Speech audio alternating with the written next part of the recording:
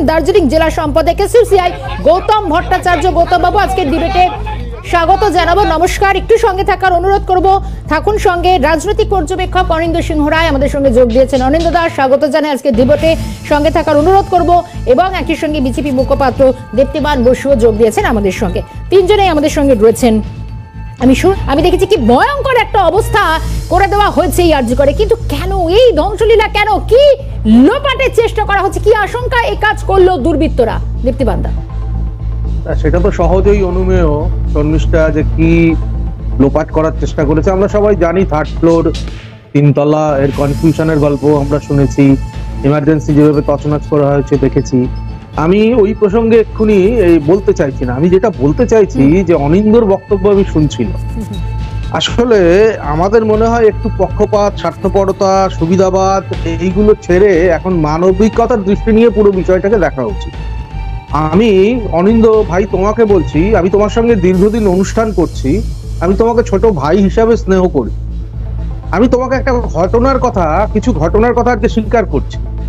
এই 2016 সালে যখন ব্রিজ ভেঙে পড়েছিল, যখন বিচার চেয়ে রাস্তা অবরোধ করতে গিয়ে পুলিশের রোষে পড়ে ভয় পেয়েছিলাম। এরপর পুরুলিয়াতে যখন বিজেপি আদিবাসী ছেলেদেরকে উপর্যুপুরি ঝুলিয়ে দেওয়া হচ্ছিল, তখনও ভয় পেয়েছিলাম। 2018 পঞ্চায়েত নির্বাচনে যখন বারাসাতে নীলিমা দে নামে একজন মহিলা নিরীহ বিজেপি কর্মীর পশ্চাৎদেশে লাথি মেরে তৃণমূলের জেলা পরিষদের সদস্য উল্লাস করছিল, টিভি সমস্ত চ্যানেল দেখিয়েছিল, তখনও ভয় পেয়েছিলাম। 2019-এর নির্বাচনের পরে তৃণমূলের যে সন্ত্রাস দেখেছিলাম, তাতেও ভয় পেয়েছিলাম। 2021-এ নির্বাচনের পরে যে সমস্ত নির্বাচনোত্তর যে সন্ত্রাস, সেটা থেকেও ভয় পেয়েছিলাম, এমনকি আমার বাড়িতেও হামলা হয়েছে। কিন্তু তুমি বিশ্বাস করো অনিন্দ, এই 2024-এ এই যে মেয়েটির বেডের দুপাশে ফাঁক হয়ে থাকা নির্যাতনে ক্লান্ত মৃত শরীরটা বিভিন্ন সোশ্যাল মিডিয়ায় যখন দেখেছি না, তখন আর ভয় পাই।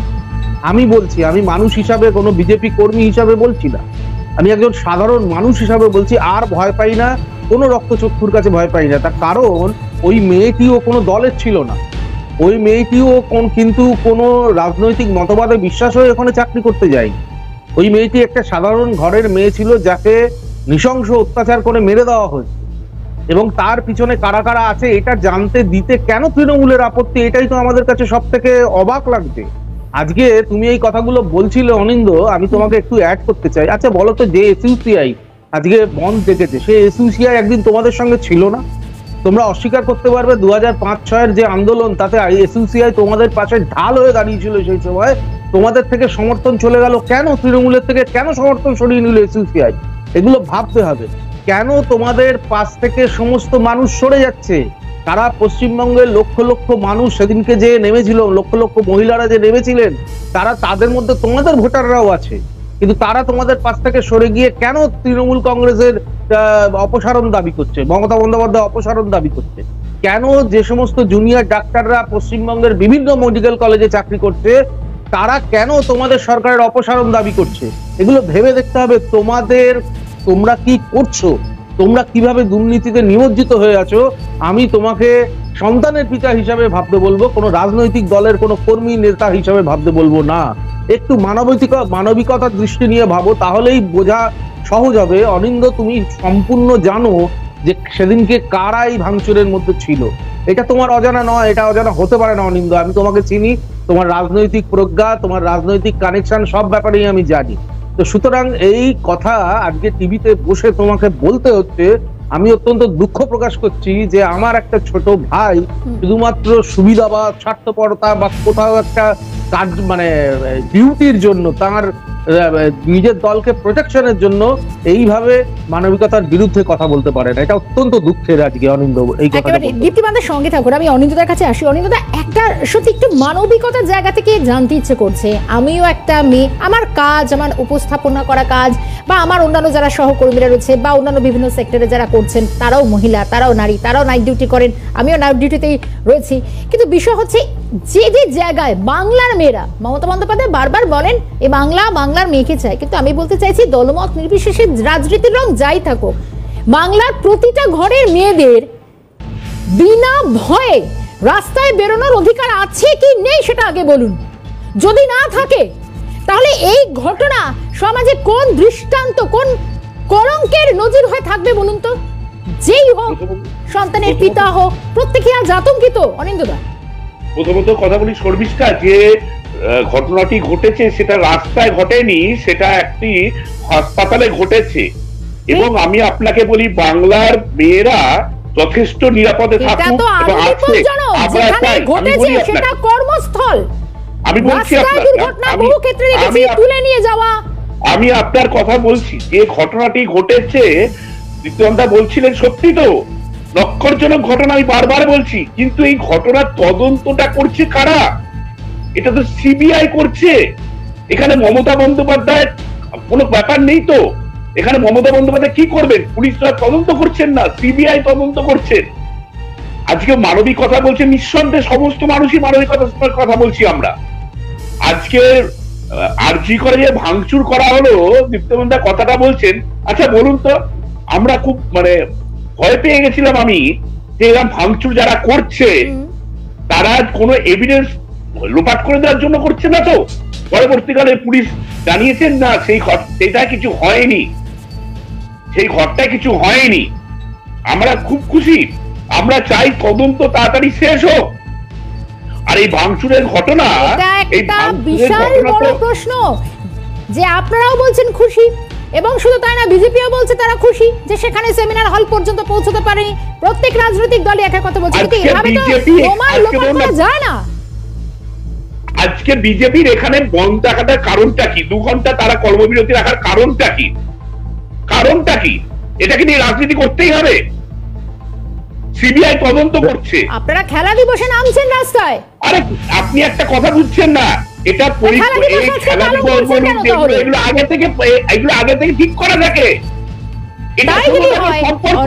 অনিন্দদা, আমরা শান্তনু সেনকে দেখলাম, তিনি রাজনৈতিক ভাবে তিনি তার বক্তব্য রাখেনি। তিনি বলেছেন, আমি সহমত, আমি একজন সন্তানের পিতা, মেয়ের বাবা হিসেবে আমি ভয় পাচ্ছি। তিনি মুখ খুলেছেন, কারণ তার মেয়ে আরজি করে পড়াশোনা করেন। তাহলে তাকে শাস্তির মুখে পড়তে হলো। শুনুন, যে কোনো লোক এটা প্রতিবাদ করবে, আমরাও সেই প্রতিবাদ করছি। আমরাও বলছি যে ঘটনা ঘটেছে, দোষীদের শাস্তি হোক, তাড়াতাড়ি তদন্ত শেষ হোক। আজকে সিবিআই বলুক যে আমরা এর মধ্যে তদন্ত শেষ করব। অনিন্দদা, প্রশ্ন হচ্ছে, অবশ্যই আমি ডিবেটটা ব্রেকে যাব, কিন্তু একটা প্রশ্ন আপনার কাছে রাখবো, আমি ব্রেকের পরে উত্তর নেব। সেদিনের প্রতিবাদ মিছিলে কি আপনি পা মিলিয়েছিলেন, 2 পা হেঁটেছিলেন? বাংলার মেয়ে যাকে চায় মুখ্যমন্ত্রী ছিলেন।